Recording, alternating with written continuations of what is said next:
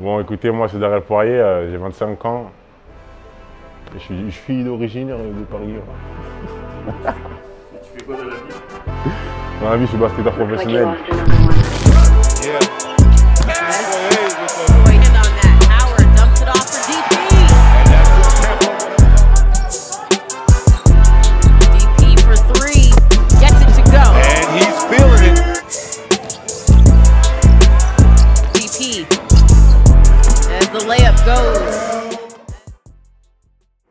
Je vais être réel, ma gueule.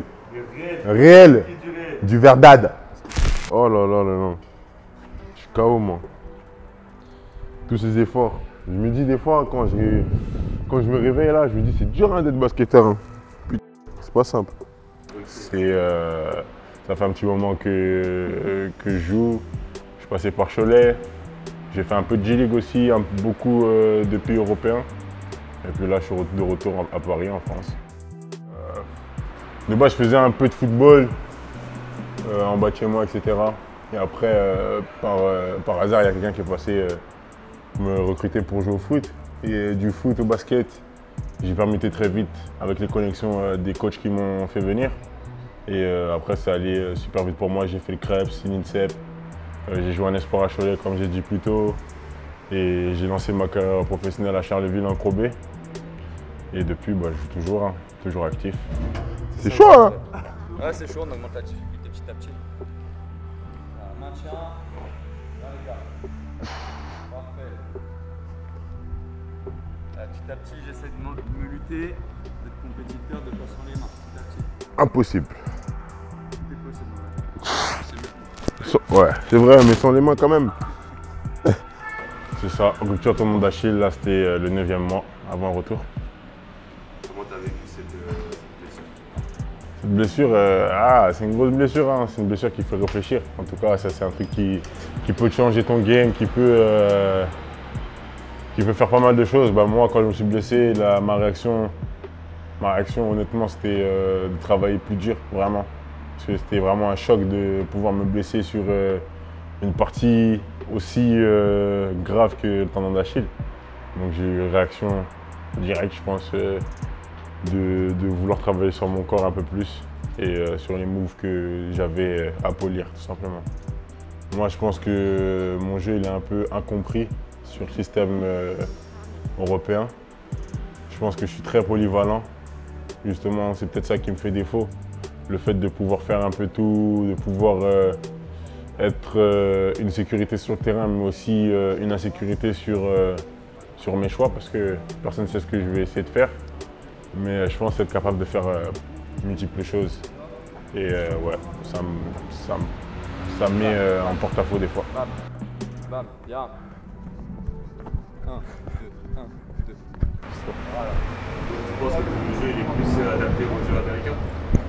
Moi, je pense que mon jeu il est adapté au basket sans trop prise de tête, c'est-à-dire un basket où tu prends le ballon, tu peux le pousser pour aller le mettre dans l'autre panier tout simplement. Moi je pense que mon jeu il est adapté pour ces choses-là. Si j'ai un effectif qui me fait confiance, avec un coach qui me fait confiance, je pense que tout peut bien se passer et peu importe le style de jeu ou la position que je vais jouer, ça ne devrait pas poser problème si je peux faire les choses comme je peux faire tout simplement. Oh putain! Waouh!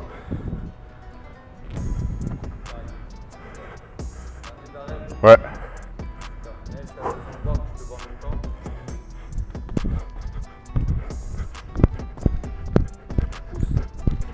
Voilà. Super. Dans le basket, qu'est-ce que tu aimes faire? Moi, écoute, je suis plutôt un gars qui reste à la maison. Je fais de la musique sur le côté, donc je suis souvent chez moi. Je passe beaucoup de temps chez moi à faire ma musique et je regarde aussi les choses de la mode, etc. Les beaux vêtements, les chaussures, sneakers addicts aussi. J'ai pas mal de paires. Donc ces choses-là, ouais, c'est des choses qui me donnent envie de vivre en dehors du basket, tout simplement quand je suis avec ma famille, etc. C'est aussi des petits moments qui sont plaisants, mais sinon, c'est ça à quoi se résume ma vie, quoi. Non. Attends, comment tu veux? tu vois quand tu veux. Attendez là, mais j'ai les fesses qui brûlent ma gueule. Allez. C'est parti, hein.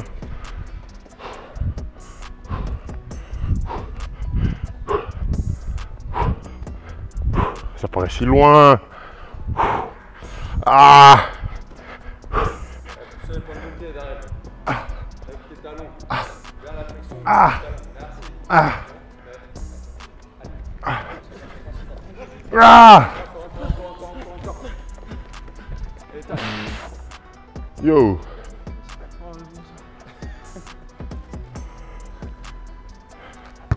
Yo. Last one. Tu veux shooter, shoot. Vas-y. Nice.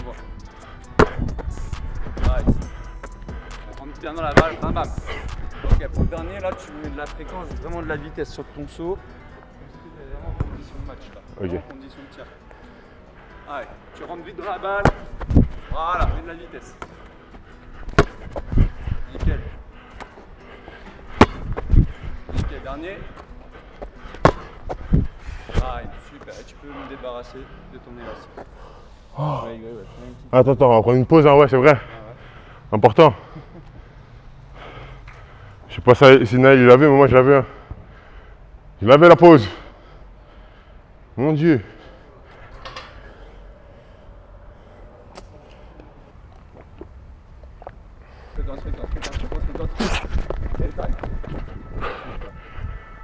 Tranquillement.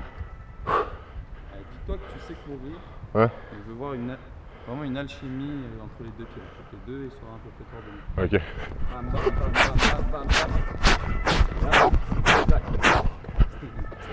Tu récupères. Regarde l'élastique. Vas-y, t'inquiète, je l'ai. Qu'est-ce que tu retiens de toutes ces années qui sont passées et comment tu prépares ton futur? Bah, en vrai, je sais pas si je peux retenir quelque chose de particulier, mais je pense que j'ai appris des choses. Premièrement, là, je suis plus au point de jouer au basket pour essayer de devenir un pro parce que j'en suis totalement et complètement affirmé. Je pense que je peux jouer de la manière dont je le veux et en étant assez efficace. Donc en vrai, là, c'est juste prendre du plaisir à jouer au basket, faire ce que j'aime tout simplement, sans trop me poser de questions par rapport à ce que pourraient penser les autres tout simplement.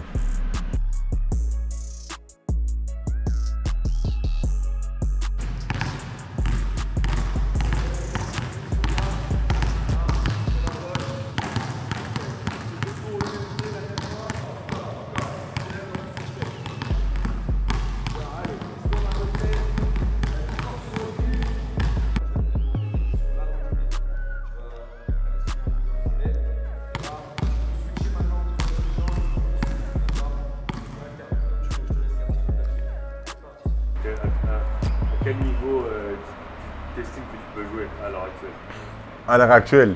À l'heure actuelle, je reviens de blessure. Donc là, je suis encore incertain moi-même, mais je pense que Betclic, c'est facilement faisable. Après, je pense que j'aspire à jouer à d'autres niveaux.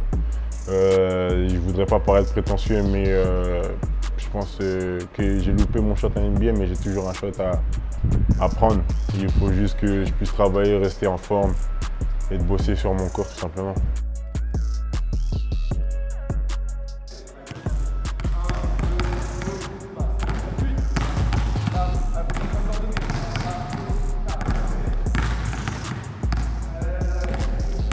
En fait, je suis né avec une malformation des deux hanches, donc du coup j'ai dû passer une période de convalescence après ma première année en G-League. Du coup, après ma première deuxième année, parce que j'ai fait une année complète à Washington, Capital City Go-Go. Après, j'ai fait la Summer League. Tout s'est plus ou moins bien passé. Et après ça, j'ai dû faire mes opérations. Parce que j'ai vu que je n'ai pas été drafté. L'année où j'ai été drafté en G-League, je ne pouvais pas être éligible pour faire les call-up NBA, c'est-à-dire avoir un contrat de 10 jours ou un two-way. Je ne pouvais pas signer aucun de ces papiers parce que j'étais affilié à une équipe G-League et j'étais underage. Et ensuite, j'ai fait mes opérations pour pouvoir être mieux et sans gêne après par la suite en revenant en Europe. Sauf qu'il y a le Covid Et pendant le Covid, j'ai pas pu me remettre en forme. Et je pense que ça a aussi causé ma rupture tendon d'Achille vu que j'ai pas pu faire la préparation correcte qui a suivi pour que je puisse être en forme. Après, mon retour des hanches, je pense avoir fait un peu de bruit aussi quand je suis parti en Grèce avec mon retour où j'ai pu me montrer personnellement. Ensuite, j'ai signé au Mans et du Mans, j'ai signé à l'Estudiantes. Et à l'Estudiantes, il a juste fallu 2 à 3 mois pour que je me pète le tendon d'Achille.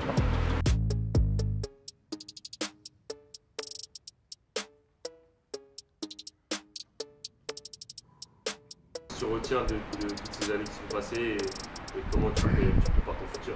Bah, en vrai, je sais pas si je peux retenir quelque chose de particulier, mais je pense que j'ai appris des choses. Premièrement, là, je suis plus au point de jouer au basket pour essayer de devenir un pro parce que j'en suis totalement et complètement affirmé. Je pense que je peux jouer de la manière dont je le veux et en étant assez efficace. Donc en vrai, là, c'est juste prendre du plaisir à jouer au basket, faire ce que j'aime tout simplement, sans trop me poser de questions par rapport à ce que pourraient penser les autres tout simplement.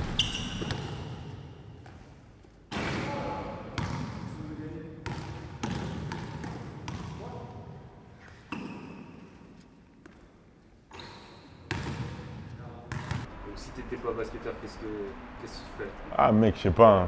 Je suis grand, j'ai beaucoup de qualités, je pense, déjà juste par le fait d'être grand. Et je sais pas, hein, la vie m'a mené. Hein? Mannequin. Peut-être mannequin, si j'aurais pu avoir la chance de tomber sur quelqu'un. Après, je sais pas, peut-être que j'aurais fait du MMA. Tu vois ce que je veux dire? Là, aujourd'hui, je fais du basket et je suis heureux de faire du basket. En tout cas, c'est sûr que la musique, ça aurait été en moi parce que c'est quelque chose que je fais sans avoir recours à ma taille ou quoi, tu vois. Donc, en vérité, je sais pas trop qu'est-ce que j'aurais fait comme profession. Mais je pense que j'aurais pu avoir des idées, genre, ouais, peut-être mannequin. Ça, c'est un petit kiff que même, je pense, je pourrais faire aujourd'hui, mais c'est pas quelque chose qui est prioritaire, quoi.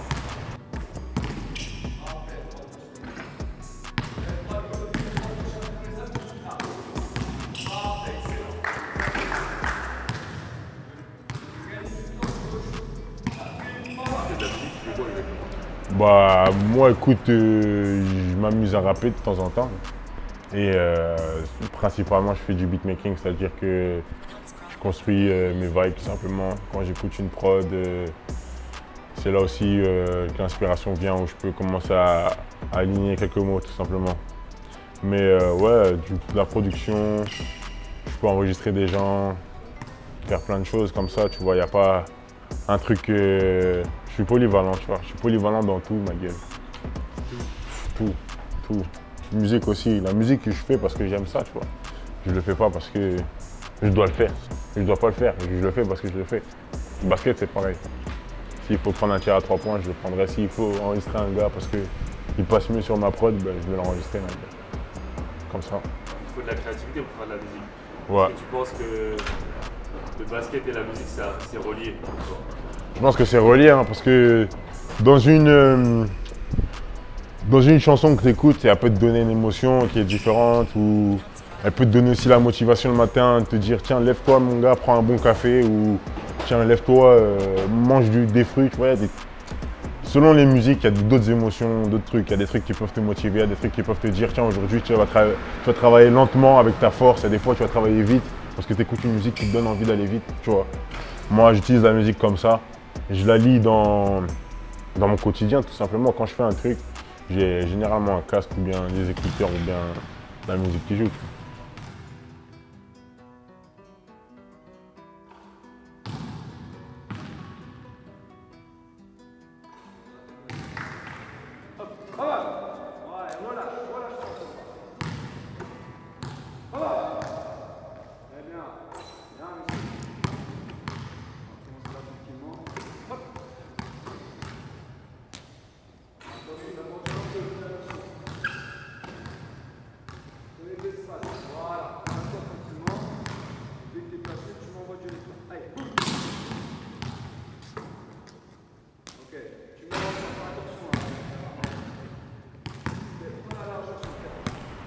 Quand j'ai commencé le basket, on m'a tout de suite mis en poste 5 pour que je puisse apprendre les fondamentaux.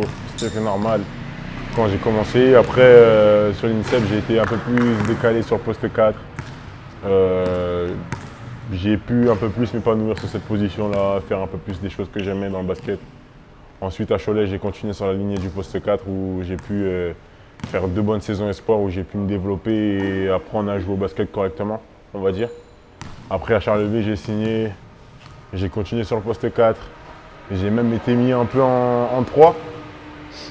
J'étais épanoui, mais la saison ne s'est pas forcément bien passée. Après ça, j'ai choisi d'aller en G-League. Et de la G-League, c'est là où j'ai commencé à jouer poste 5. On m'a formé sur le poste 5, à jouer 2 paniers, à m'utiliser en tant qu'arme offensive sur pick and roll et ces choses-là. Tout s'est bien passé, sauf que le jeu G-League, il n'est pas similaire au jeu européen.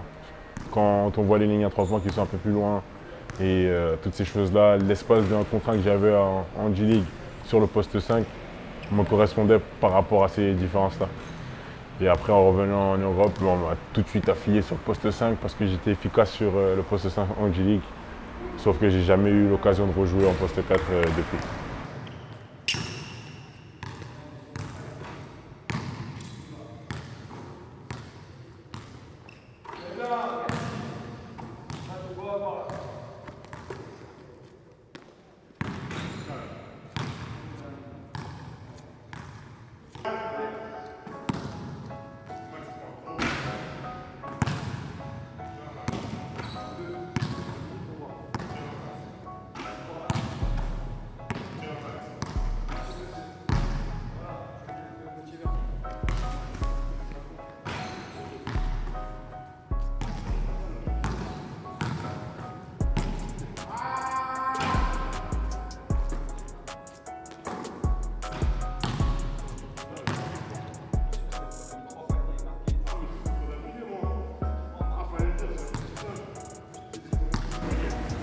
En vrai, moi, je me booste tout seul. Comme tu l'as pu voir, je vais dans des playgrounds. Il y a des moments où il faut que j'aille dans des playgrounds parce que j'ai pas d'autre endroit que un playground, tout simplement. Mais dans ma tête, je sais ce que je veux, je sais pourquoi je m'entraîne. Moi, je planifie ma vie sur 20 ans, 30 ans, plus tard. C'est-à-dire que moi, je vois déjà ma vie après le basket. Donc là, je fais mon basket parce qu'aujourd'hui, c'est de ça que je veux manger. Et je veux m'entraîner à fond parce que je sais qu'il y aura une situation qui va arriver au bout d'un moment. La consistance dans mes efforts va payer plus tard. Donc, peu importe que ce soit sur un playground avec un coach, tout seul avec mon cousin, ma cousine, ma meuf, je sais pas quoi, je vais faire du basket. Faire du basket, j'envoie le ballon en l'air et essayer d'être plus fort que ce que je suis venu le matin où je l'ai fait. Non. KFC ou McDo? McDo. Game winner à 3 points ou poster sur DeAndre Jordan? Poster sur DeAndre. Artiste préféré? Drake. Musique préférée? Motif de de partie. Joueur NBA préféré? KD. Voiture de rêve? Une Clio, ça va. Grosse voiture à mon gars.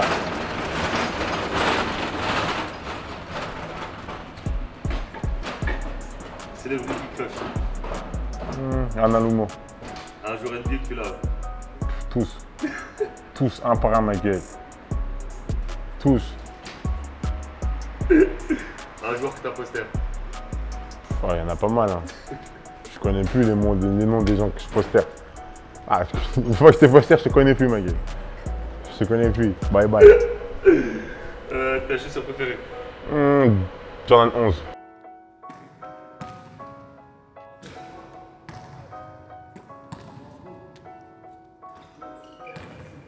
Est-ce que tu as des conseils à donner s'il y a des gens qui te suivent, qui sont basketteurs, qui veulent devenir pro, qui veulent se lancer, qui hésitent, parce qu'il y a beaucoup de gens qui leur disent ah c'est chaud. Les gars, moi j'ai aucun conseil à vous donner parce qu'on m'a pas donné de conseils appropriés. Le seul conseil qu'on m'a donné, en vérité, on m'en a donné, tu vois. Mais ce qu'on m'a donné, j'ai pas retenu. J'ai retenu ce que je voulais retenir. Donc en vrai, suivez ce que vous avez dans votre tête ou dans votre cœur. Suivez tout simplement votre voie. Si vous voulez faire ça, vous allez le faire. Si vous ne voulez pas le faire, ben, faites autre chose, tout simplement.